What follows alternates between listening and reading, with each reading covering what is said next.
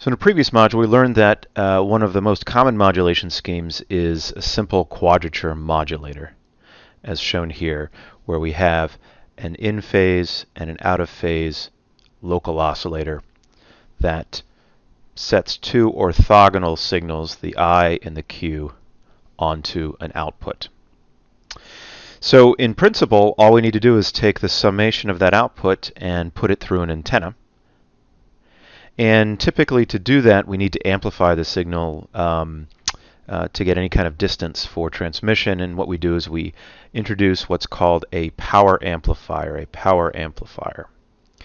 And the reason why we call it a power amplifier is that the metric that's used most often is total output power, also efficiency, and then also important in that is its linearity. And unlike small signal amplifiers, power amplifiers tend to trade off linearity and gain in order to get higher power, higher efficiency. So it's not that they're necessarily totally different from a regular amplifier. It's just that their designs are focused on different metrics than other amplifiers. And that leads to architectures in power amplifiers that aren't like small signal amplifiers.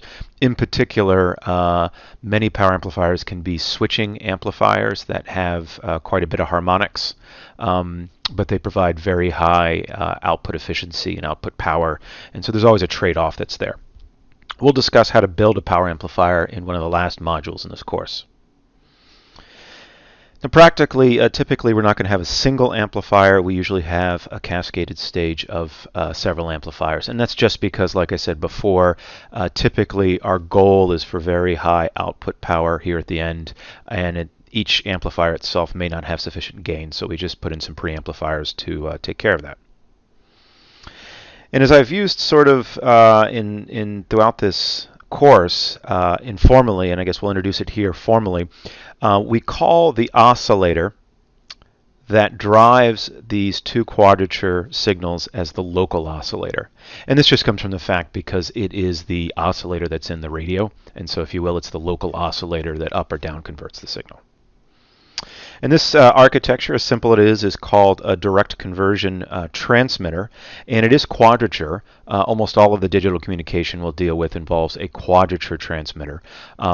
If the input signals here were analog, this would just be a direct conversion analog. So there's nothing really different between analog and a digital from a hardware standpoint for this direct conversion. But we introduced this because we're going to be going into more complicated architectures in just a moment.